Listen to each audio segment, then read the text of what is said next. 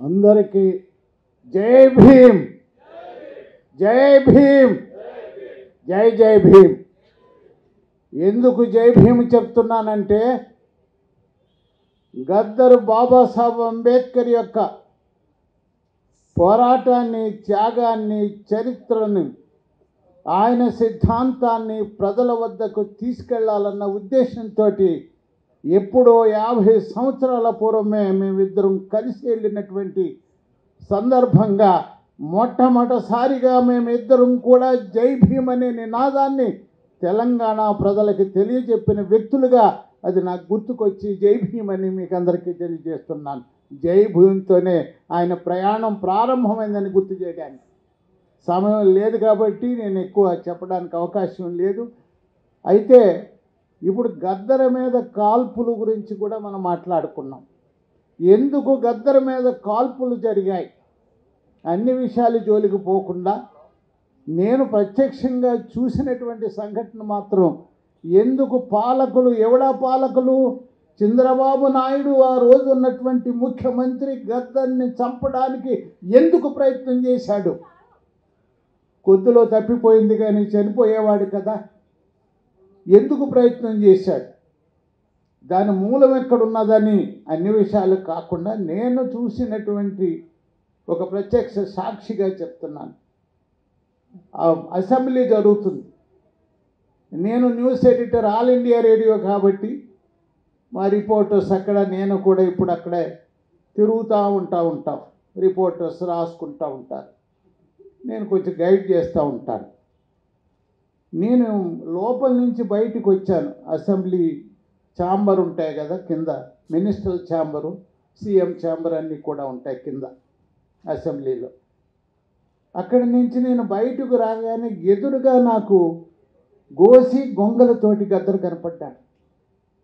ఇదేంటి అసెంబ్లీకి వచ్చాడేంటి, ఏదో షర్ట్ వేసుకుని రాలేదు, లేకపోతే ఈ మధ్యన షూట్ వేసుకున్నాడు కదా, మనం చూస్తున్నాం కదా. ఇప్పుడు ఆ బొమ్మలో కూడా షూటే ఉంది, tie and suit, Ambedkar suit వేసుకుని ఇప్పుడు చూస్తున్నాం గద్దర్ని. ఎందుకు వచ్చాడు గద్దరని నేను అడగగానే, లేదన్నా నాకు కూడా రండి లోపలికి అన్నాడు. గద్దర పోతుంటే నీకు పాస్ ఉందా లేదని, పాస్ ఉంటేనే లోపల పోనిస్తాను. నాకెట్లాగా ఉంటుంది పాస్, నేను న్యూస్ ఎడిటర్ని కాబట్టి. ఆయన దగ్గర ఏ పాసు లేకపోయినప్పటికి కూడా ఆయన్ని అన్నా నమస్కారం అని చెప్పి లోపలికి వెళ్ళమన్నారు. నన్ను చేయబట్టుకుని లోపల తీసుకెళ్ళాడు. ఎక్కడ తీసుకుపోయాడు? చంద్రబాబు నాయుడు ఛాంబర్లోకి తీసుకుపోయాడు. తీసుకుపోయి చంద్రబాబు నాయుడిని ఒకటే ప్రశ్న వేశాడు. చంద్రబాబు నాయుడు గారు, ఫాల్స్ ఎన్కౌంటర్స్ ఏదైతే మీరు చేస్తున్నారో, బూటకపు ఎన్కౌంటర్స్ చేస్తున్నారు, మీ పోలీసులు చంపుతున్నారు. ఈ పోలీసులు చంపినటువంటి శవం ఏదైతే ఉందో ఆ శవాన్ని కూడా తల్లిదండ్రులకు ఇవ్వడం లేదు. నేను వెళ్ళాను తల్లిదండ్రులకు ఇప్పించడానికి, మీ పోలీసులు అడ్డొస్తున్నారు. నేను ఒక ప్రకటన చేశాను అక్కడ జరిగినటువంటి మీటింగ్లో. గద్దర్ వస్తుంటే విపరీతంగా జనం వచ్చేవారు. ఏం ప్రకటన చేశాడు గద్దర్ గారు? వీరే కొడుకు మామూలు వాడు కాదు, ఒక తల్లికి కొడుకు, ఒక తండ్రికి కొడుకు. వాడు మంచివాడా చెడ్డవాడా నక్సలైటా ఎవడ అవసరం లేదు, తల్లిదండ్రులకి ప్రాణంతో సమానం వాళ్ళు. కనీసం చనిపోయినప్పుడు శవాన్ని కూడా దక్కకుండా చేస్తున్నటువంటి మీ ప్రభుత్వం, బుద్ధి చెబుతాను మీ ప్రభుత్వానికి అన్నాడు.